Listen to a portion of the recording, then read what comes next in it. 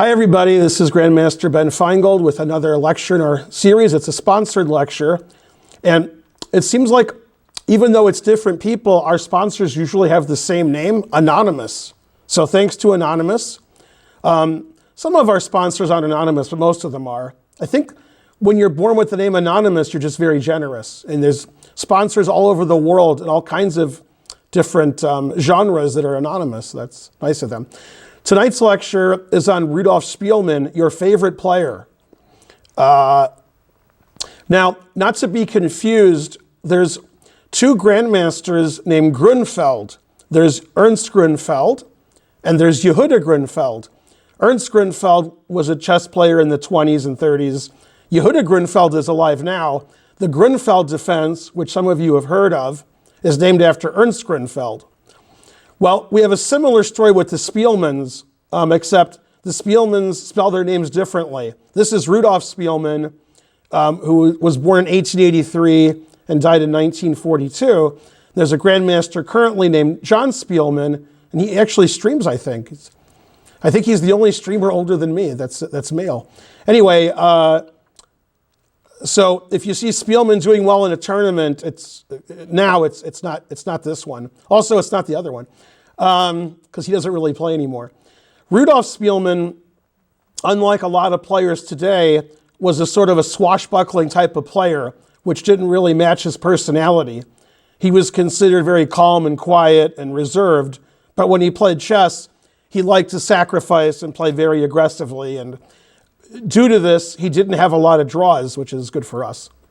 He was born in Vienna, and he played chess for several decades. He was playing in the 1910s, 20s, 30s, and early 40s until he died in 1942.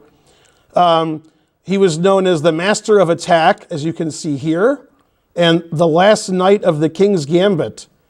So, because of this, he didn't have a lot of draws, as I said, and they even mentioned in his Wikipedia article that in 1923 Carlsbad tournament, he had 5 wins and 12 losses. Man, 12 losses is harsh. A lot of people who play very interesting, aggressive, complicated chess, sometimes they lose. That happens. Sometimes you make mistakes, especially when you're playing the best players in the world, which is very common. For Spielman, he was playing Capablanca and Alekhine and Lasker and Tarish and so forth. He also wrote a lot about chess. He was a writer. He's the only player that beat Capablanca twice or more and has an even score against him. So I think his style was good against Capablanca, as you can see here. And what's funny about that is they had 8 draws because Spielman didn't have a lot of draws, but somehow against Capablanca he had a lot of draws, and he beat him twice, which we're actually going to look at during the lecture here. He died in Sweden at the age of 59, just so I could say 9, because that was nice of him.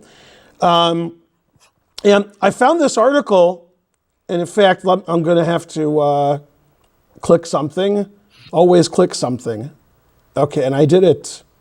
Okay, so hopefully you can see the ChessBase article now, where it says Remembering Rudolf Spielman. And this article was written in 2017, and obviously I don't want to read the article to you during the lecture, but you guys can go after the lecture to the ChessBase article on Spielman, and you can learn a lot more about him. Has some nice pictures here, and they want you to guess who these players are. I figured out who about half of them were. I'd have to stare at the pictures some more to figure out who most of them are. Persecution by the Nazis. He died in 1942. And so forth. So this was a nice long article about Spielman. This I thought was a funny picture in a book, Masters of the Chessboard, by Richard Reddy, and the Mount Rushmore of chess. Although I'm not sure that the same 4 people today, and so forth. And it's just a nice article on Spielman, and as long as you don't confuse him with John Spielman, then we're good. John Spielman's a British grandmaster so that was a nice article, I thought. Okay, let's have a look at his games, because his games are interesting. I have 2 games for you to look at. Let's see, this is the first one, and then I have to share that. Let's see if I did a good job. So all of you can see the chessboard now, or some of you? Yeah. Yeah, okay, good. This is the game Rubinstein Spielman.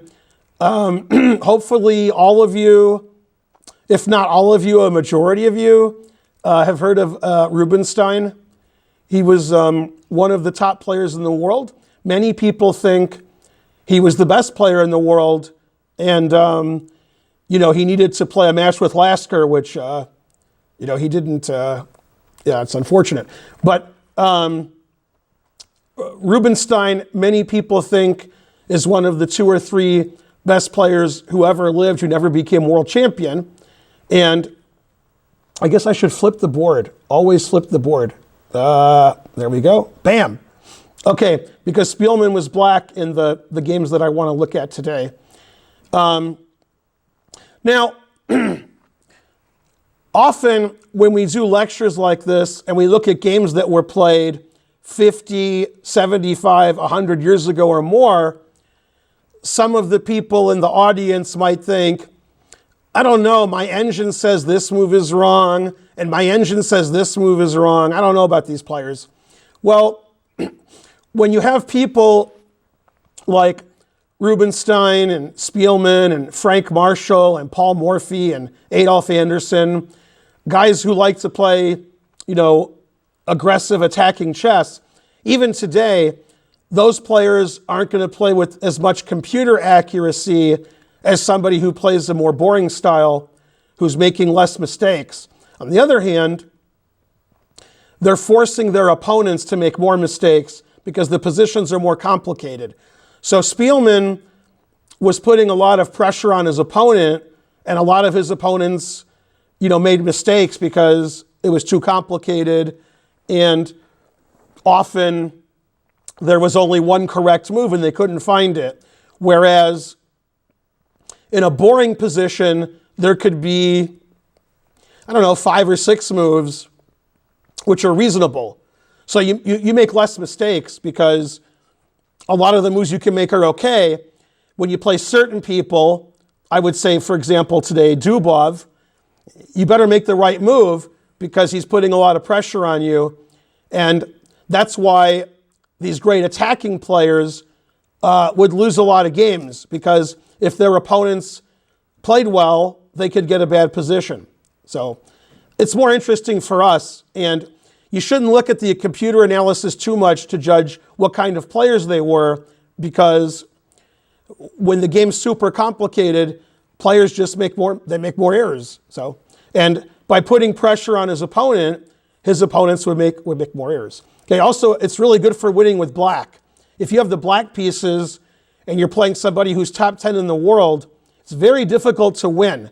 They like to keep the draw in hand and then win occasionally, but not have any risk. So if you want to win, you have to play a little bit, risky. Okay, so Spielman played e6, and a lot of people who play the Dutch and the French, they play them both. And when you play e6 on move 1, you're avoiding some variations that white can play against the Dutch. And a lot of people I know who play the French also play the Dutch, and vice versa. And they want to play e6 on move 1 because if they play f5 on move 1, there's more choices for white. And so Rubinstein declines to play the French. And you would think, generally, if somebody plays d4, they're not an e4 player. They're not going to play e4, otherwise they would have played e4 on move 1. So normally, when it goes d4, e6, a lot of people don't play e4 and transpose into a French. They play c4, because that's what they do when they play d4. And now when you play the Dutch and you delay it a move, you avoid bishop g5 lines and Staunton gambit with e4 and other kinds of variations you might not want to face. Obviously, the downside is you're forced to play e6. So if you want to play a Leningrad Dutch with G6, bishop G7, you're out of luck. Okay. So they played a sort of a unusual variation. Spielman played bishop B4 early. Now, this is actually quite funny to me because I was at a tournament before all of you were born, and there was a game, Gulko was white against John Spielman, and John Spielman also played bishop B4 like on move 2 or 3. That's the last time I saw such an early bishop B4. So I guess it goes with the name. Okay, so he's pinning the knight. Bishop D2 probably wouldn't be played in Grandmaster chess today, although they are playing bishop D2 sometimes in the Nimzo Indian. So, all right, we have somebody late to the lecture. How could they? All right, knight F6. White fianchettos the bishop, which is standard practice at the Grandmaster level. Normally against the Dutch, G3, bishop G2 puts the white bishop on this really nice diagonal here. So that's typical. Castles, bishop G2. Okay, and black has to decide how he's going to develop his queen side and where he's going to put his pawns. And he played D6. A lot of you are probably familiar with the Stonewall Dutch, where black plays D5 and C6 and makes the so-called Stonewall. And well, the problem with that obviously is it weakens the dark squares because all your pawns are on white squares, which makes it difficult for this bishop. So instead, Spielman played D6. They traded on A3, on C3. And he played C5. So again, Spielman liked to play very aggressive, play non-theoretically, play his own way, get his opponent out of his preparation, and play really aggressively. So this leads to lots of wins and losses. And even though we're very early in the game, already black's played very unusual with bishop B4 early and with C5 early. So very strange pawn structure here for black. And when you play unusual chess, like black is doing, it makes it more difficult for the opponent. The opponent wants to be in, play normally, stuff that they know, stuff that they're comfortable with, and Spielman would make his opponents uncomfortable. So most people don't do that because they themselves feel uncomfortable. So they don't want to be uncomfortable and their opponent be uncomfortable. They want to just be sort of nice and easy game. And that's why a lot of the great games by the great players, feature guys like Mikhail Tal and Fischer and Kasparov, and Topalov and Morozevich and Shirov. They played really aggressive, exciting chess, and it didn't mean they were comfortable. It just meant that it was more likely somebody would win rather than be a draw. Okay, and he took on C5. The knight took, and now black has excellent control of E4. So he has a couple of knights that can go there. And he does. Castles, bishop D7, bishop's going to C6, rook's going to C8. So both sides completed development and castled, and black has good control of E4 with his knights, and black has two issues here. One is white has two bishops. The other is there's this half-open file, and the D6 pawn could become weak. However, black has the same kind of counterplay against the C pawn on his open file. So unusual position, not theoretical, difficult to play for both sides. So Spielman is happy. Rook D1, rook C8. And he took the knight on F6. I guess with these knights here, eventually black could probably play knight G4 and attack this pawn, and black could always take the bishop. So he decided to defend his pawn this way, giving back his two bishops. Queen B3, getting out of the pin on the C pawn, putting pressure on the B pawn. Rook C7. Knight E1, opening up the diagonal for the bishop. Knight C5, attacking the queen. And he plays F4. So this is typical Spielman play. It doesn't look like black was ever going to have a kingside attack because black played c5 very early, black played knight c5, black played rook c7, not really playing on the king side, but black did play f5 pretty early, and white played knight e1 to open up his bishop and get his knight to d3 probably, but now his rook can't go back to the king side. So Spielman decides, I guess it's time to attack, because my opponent's pieces are mainly pointed towards the queen side. And also Spielman always liked to attack. So yeah, f4 is a pretty scary move because we can see the black queen and rook have a battery on the f-file. So white has to be careful. Knight d3 to trade pieces, defend f2. Takes, takes. If he takes with the h-pawn, which is what strategically I would normally do, the knight takes on d3 and the f2 pawn is hanging. So then the h-file is open. That's not good. So you sort of have to take with the f-pawn. Knight takes, so his queen has f2. King h1. So white's king actually looks pretty safe on h1, and this pawn looks pretty bad. So probably Rubinstein was pretty happy here, because d6 is weak, the e6 pawn will be weak, the bishop on g2 is putting pressure on b7, the rook on c7 isn't really attacking, and this looks pretty safe. White has a rook here, a bishop here, pawns here.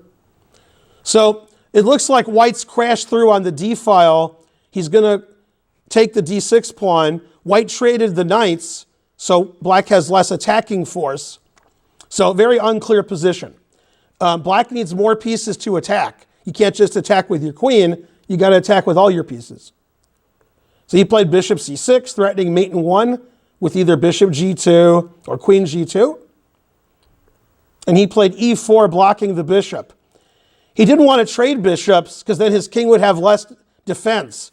Although, since e4 doesn't work, maybe he should have considered that. But the bishop on g2 looks like a good defender of the king. And now rook c to f7. So he's putting more attacking force on the king side. He's tripled up. I guess it's Spielman's gun, because Alekhine's gun, the queen's at the back. So this must be Spielman's gun.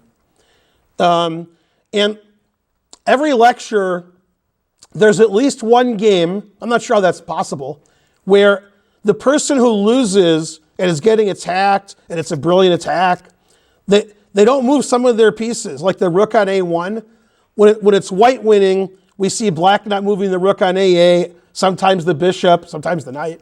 And here we have white's rook on a1, even though we're really deep into the game, white hasn't developed his rook from a1 yet, and black, conversely, has all of his pieces pointing towards the white king. So excellent attacking position for black. And he plays rook e1 because he must have heard me. Amazing that he heard me. Yeah. Okay, so white was pretty happy here, I guess, because he defended his e-pawn. The d-pawn is weak. It doesn't look like black can put any more pieces into the attack. It's not Bughouse, so you can't just keep attacking. And but very inventive play by Spielman. And I think it was Spielman. I mean, I learned this like 40 years ago, so mainly from sugar packets. So maybe I'm wrong, but I think Spielman's the guy who said, I could play the same attacks as Alekhine, I just can't get those positions. Somebody said that. Okay, but here's a good position we can start to attack, but how do we keep, I mean, black has all of his pieces like on good positions. How do we continue? So this is why people play Bughouse, because their partner gives them more pieces. Okay, he played a5. He's kicking the queen. He says, your queen is defending your rook, and your queen's also defending your b-pawn. So what are you going to do with your queen? Where's it going to go? Okay, he went to c3, keeping his b-pawn defended, and also more defense over here, just in case. So it looks pretty solid. Pretty good. Queen c5. And this is probably my favorite move of the game. It won't be your favorite move of the game, that's for sure. Your favorite move of the game is coming later. I like queen c5 because it repositions the queen and it vacates the f2 square for the rook. And when the rook's on f2, black has a better attack because he's always threatening to sack the exchange and open up white's king. And black's queen can go over to the king side here and attack this way. So retreating moves are very difficult to find. And when you play a strong retreating move, your opponent usually doesn't meet it well because they didn't expect it. Normally, when you make sort of normal, solid, boring moves, your opponent's like, yeah, I thought he might do that. But when you retreat with aggressive intentions, that's not something your opponent usually looks at. But now that we have rook f2 and queen h5 and queen g5, now black has a better attack. Also, it defends the d6 pawn, so white has very little counterplay. b4, bishop takes e4. So that's the move that you guys like because it looks totally crazy. But I like queen c5. So the obvious idea is if you take the queen, we have rook f1, and the bishop is pinned, so it's going to be checkmate. And that's actually the really easy variation because it's only 2 moves long and it's checkmate. But the other variations are more complicated. So he ended up taking with the rook, if I remember. Yeah, okay. And then we could see what happens because he took with the rook. If he takes with the bishop, it's similar, but I think it's even easier. I think this win's easier. So you go check. If king here, then we have this checkmate. So that's not too difficult. So he has to take here. And if I remember correctly, which I don't, I think rook g1 was the best move. Pretty sure that's right. I have something to say. Oliver. It sounds like Oliver. Yeah, so when you click a piece and hold it, it's gonna tell you like red and green, so you can see which one's better. So the green is the right move? Yeah. What about this move, hanging all of black's pieces? That's not good? That's not what's good. That one in the corner that's brown? That's a strange move. Yeah. It also says rook f2, because I guess always repeat. So king h3 is still mate, so that's good. But king f3. So where do I move my queen? h5. This doesn't look good for white. Let's see. This says king f4 is good. I don't like king f4. King here makes more sense to me. Let's see. I play queen h2. Queen h2 looks pretty good. This doesn't look good for white. This looks really bad. Yeah, I think what Rubinstein did was the best. Now, one of the negatives that grandmasters today feel about the old players from a long time ago is when they won brilliantly, like this game, instead of saying, wow, Spielman was great, they say, oh, terrible defense. Nowadays, people defend better. I agree that people defend better, but they also blunder a lot too, especially in time trouble. So I think bishop takes e4 is a pretty hard move to see, and I think that he saw it when he played queen c5. And I think Rubinstein just didn't see it. Now, obviously, if you have the white pieces and you see bishop takes e4, then you can probably do something against it instead of just b4, which does nothing.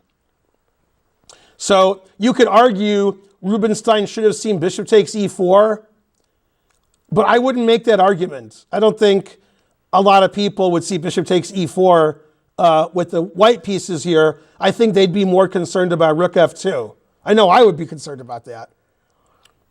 Okay, so he took with the rook, keep sacrificing. Okay, so somebody can unmute themselves at some point and suggest a move for black. You got rook g1 check, rook f2 check, queen f2 check, queen g1 check. Lots of possibilities. Rook to g1 check. Rook to g1 check is the suggestion. What? It looks same as the other position. It does look like the other position, although I think this position's better for white than that one because the rook on e4 is defending more. Okay, he played queen f2, and after rook g1, king h3 doesn't even walk into mate like it did last time because we can block with the rook. Although probably that's winning for black. Yeah. Actually, I'm not sure if it's winning for black. Probably is. But king f3 is possible. Now after queen f2, what was his idea? What's black's next move? Why did he do that? Queen f5? Queen f5 is possible. Then I can block or move my king. Move the rook to h1 eventually. Yeah, rook h1 or queen f5. Those are like the only two moves I think that make any sense. Yeah. Now, rook h1 threatens a pretty quick checkmate. Rook h2 and queen f5 mate. So he played rook h1. So if it's black's turn to move, rook takes check and queen f5 mate. Now, this seems like the kind of sacrifice you calculate as much as you can and you're like, yeah, I like it. As opposed to you calculate every legal move to mate. Because the game gets more complicated later, but it's still good for black. And sometimes you just have to have judgment. You're like, do I have enough compensation for a rook? And I mean, with white's king walking up the board into your queen and rook and pawns, probably. And there's another advantage to playing super aggressive like black is doing, and that is a lot of times your opponent will make an error in defense. If it's a really boring position and somebody makes an error, they might have a worse position or a much worse position. However, if it's one of these kinds of positions that's crazy, where you're playing for checkmate and your opponent makes an error, then the game's over. So some errors are more error prone than other errors. Some errors you can't make. Okay, Rubinstein's pretty good. So he played rook f3. That stops queen f5 mate. King g4. Very interesting. If only Yasser was here, he would say, black has at least a perpetual that makes his sacrifice safe. Now, he'd be right. Yeah. Black can check a lot, but where's the checkmate? I mean, even if white's king escapes to e3, e3 is not too safe either. There's still a queen and a rook. Okay, so Spielman checked, and they agreed to a draw. Now it's time for the next game.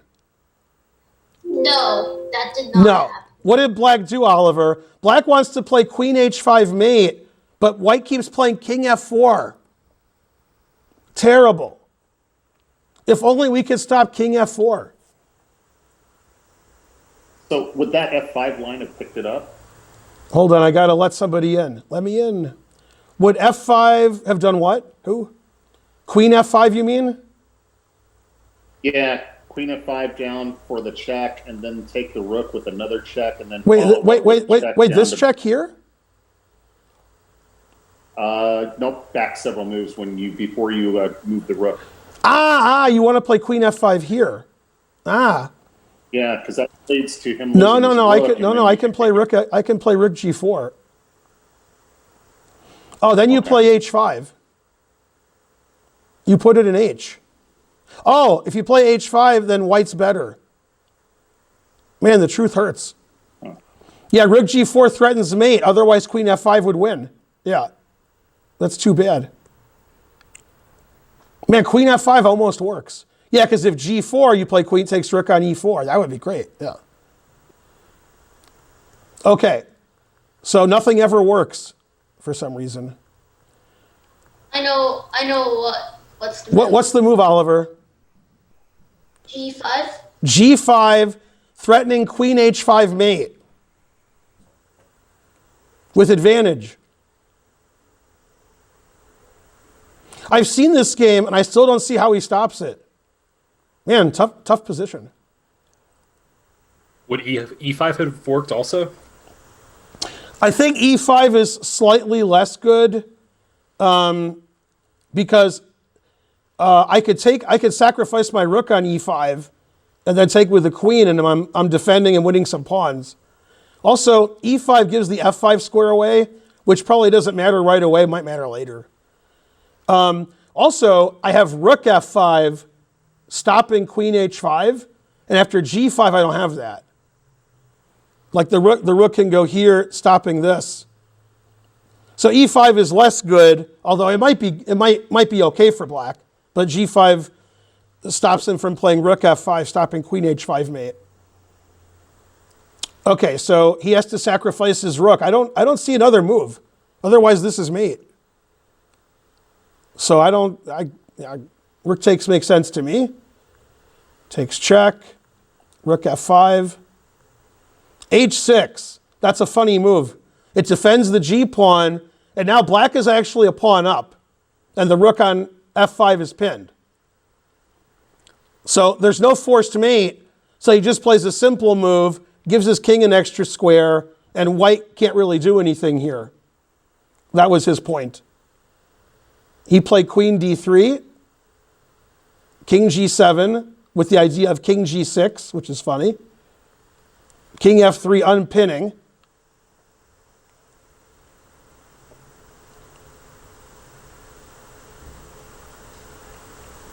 And now what did black do? Rook to F1 check. Rook to F1 check. Go Oliver, that is correct. Very good. And, I mean, it doesn't matter what you do here, but he took, but.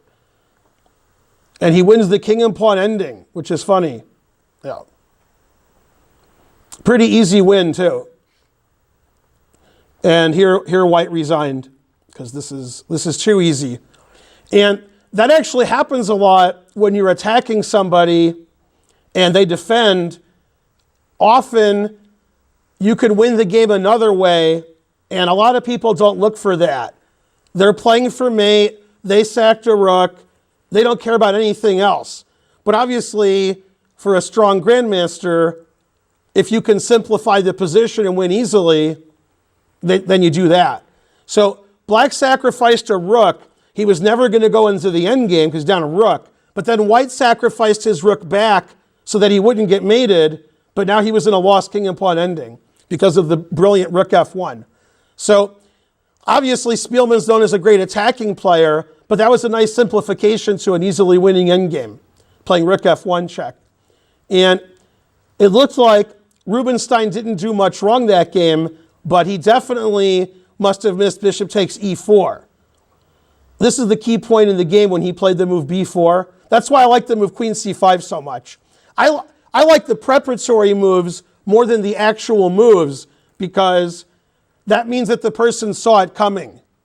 And this is actually one of my pet peeves with a lot of my former students is things happen in a chess game that either they did or their opponent did that wins for somebody, but nobody saw it coming. Like they sat there for 5 minutes and they're like, oh, this move wins. Then they tell me they're the greatest player ever. And I'm like, you sat there for 5 minutes, you thought you were lost, then you played this move that wins. Somebody like Carlsen or Kasparov or Fischer, they would have seen it 10 moves ago. Then when you get to the position where the opponent thinks they're winning, then you get them. So when you see things in advance, then you're a real top player. Otherwise, it's sort of lucky that you have a move that escapes. And I'm sure when Spielman played queen c5, he saw bishop takes e4, and obviously Rubinstein didn't see that. Otherwise, Rubinstein would have made some defensive move, but he played b4, expecting the queen to move away. Then this was a shocking, it's a shocking move. And what's funny is, after that shocking move, the game goes on for a long time with a rook sacrifice and a king hunt, and white sacrifices a rook, and black wins the king and pawn ending. That just shows you the high class that Spielman had. And that game was played in 1912. The next game, and the final game, is the game with Capablanca, which was played much later. If I can find F11. Okay. So this game was played in 1928.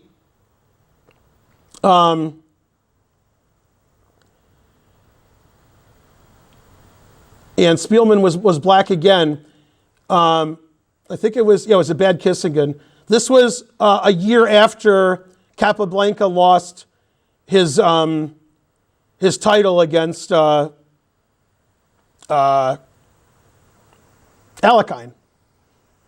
I knew I could figure that out. Okay, so Spielman's black. Now, what's funny is in the 1920s and 30s, there were a lot of games in the Slav. A lot of the Slav theory, even today, comes from a lot of the world championship matches and the top players in the world. The Slav was a very common opening. And I've played white and black in the Slav, so I know this a little bit. And normally in this position, when black takes on c4, white plays the move a4. Why does white play a4? Well, we're going to see in the game. Otherwise, black can play b5 and hang on to his pawn. And that's what happened. So nowadays, grandmasters usually play a4, but occasionally they'll play e3 and play the same line Capablanca did. It's just really rare. b5. Okay, and this is also theory. Just people today think that black is fine here. So 90% of grandmasters would play the move a4. Okay, b5, a4 now, b4. And the thing is, even though white wins his pawn back, white has a problem with his knight on c3. And I've analyzed this for white. I've actually played it for white. I think I was black once against Cifuentes. That was, I think, 32 years ago. The main moves are knight b1 and knight a2, and neither one looks great. So, okay, Capablanca played knight a2. You're attacking both pawns. So he played e6, defending his pawn on b4. And the problem is the knight on a2 isn't very good. So that's an issue. Okay, so Capablanca gets his knight back into the game eventually, but Spielman plays c5 attacking the center, which is a very important move in this variation. Otherwise, this bishop is going to sit behind this pawn forever. That's not good. So black basically has two ideas. c5, which is what he played, or bishop a6, trying to trade off his bad bishop. Okay, he played c5 instead, and now his bishop looks good. And Capablanca played knight c1, which is not only typical in this variation, it's basically a forced idea.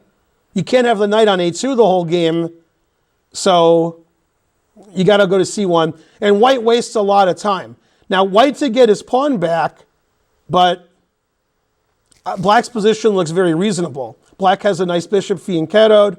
Black is attacking the center. Black's castled. Black's completing development. So this doesn't give anything for white. And it's because of games like this that, later on, people just didn't really play this line for white anymore. Okay, knight c6. Takes. He plays knight a5. Now, when I see this position, I think the players are probably going to trade queens. It'll get to an ending. It'll be boring. And maybe Capablanca will win because Capablanca likes boring endgames. So this is the kind of position I think like Magnus Carlsen would have either color. Okay, that's what I thought before I saw the game.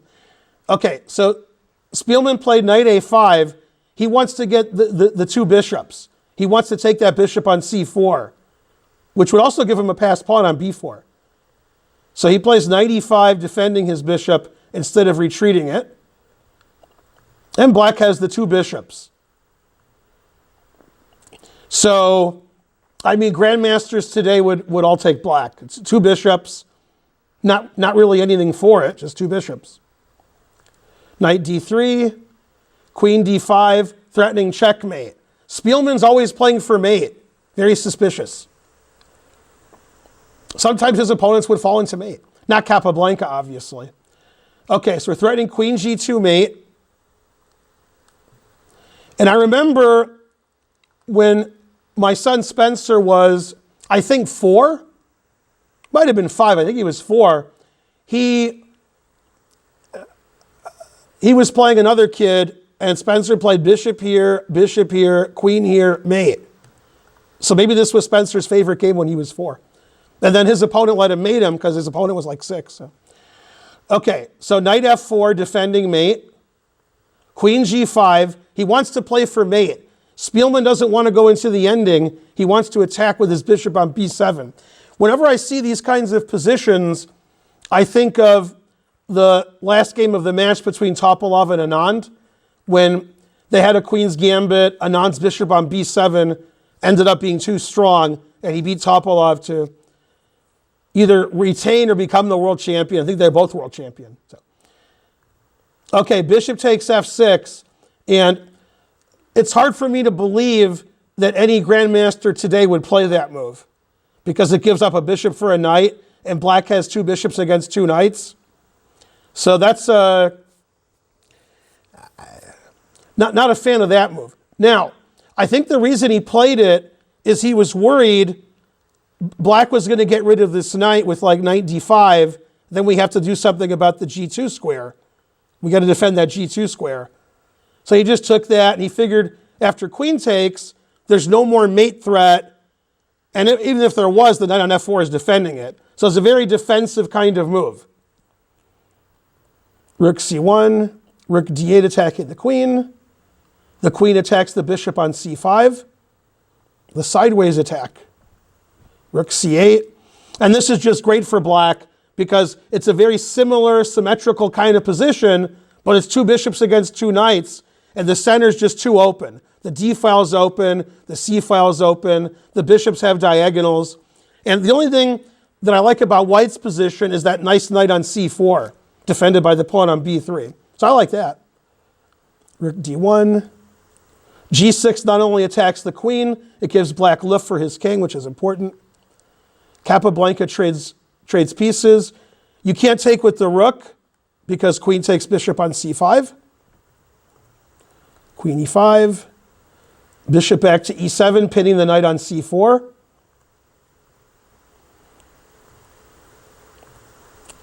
He's always playing aggressively, Spielman.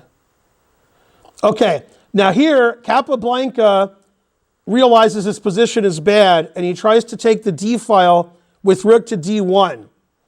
I wouldn't say this is the losing move because I think probably if 2 engines were playing, 2 supercomputers, black would probably win anyway. 2 bishops is so much better than 2 knights. But rook d1 is an error, and I'm guessing Capablanca just didn't see what Spielman was going to do here. Obviously, when both queens are attacked, that's something you have to analyze pretty accurately. Okay, so what move did Spielman play in this position? I assume Capablanca missed it, but I'm not sure. I can't ask him. Tricky position. Both queens are hanging. What should black play? Who's going to unmute and guess? Is it rook d5? Rook d5 is correct. That's an easy move to miss. I don't know if he missed it. I don't know. Now, this sort of forces white's hand. White can't take with the knight because then bishop takes queen. So black has 2 big threats here. Bishop takes winning and rook takes rook winning. So as far as I can see, there's only one move. Unless somebody sees another move. I only see one move. Rook takes d5. And maybe Capablanca saw this and thought it was fine. He was wrong. So, okay, pawn takes. Now, we're threatening the queen and the knight. The truth hurts. So knight e5.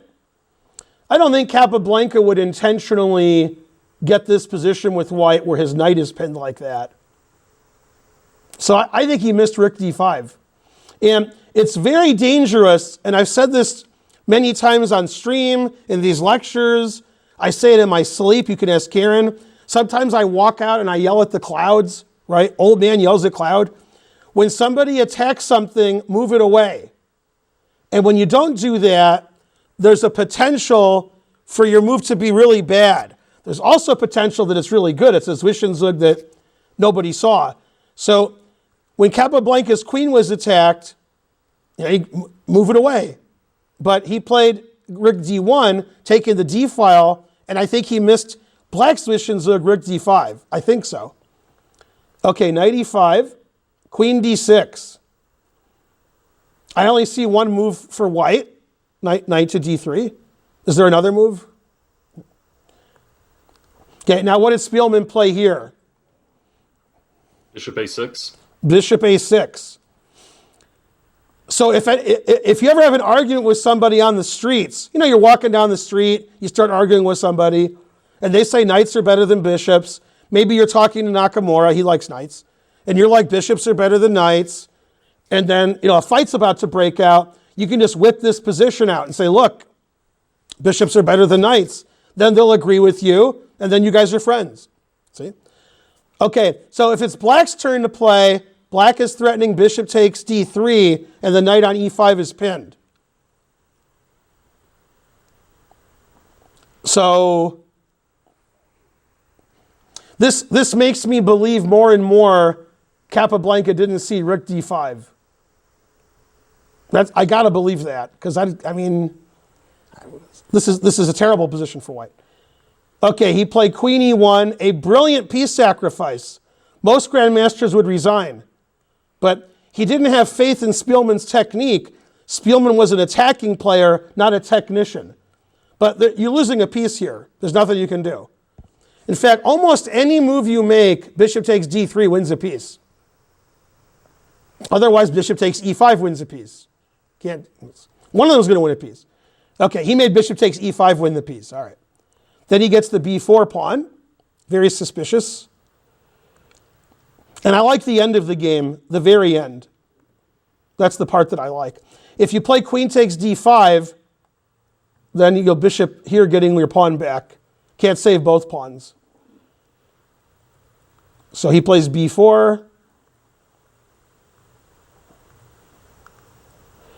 Plays for tricks. Tricks are for kids.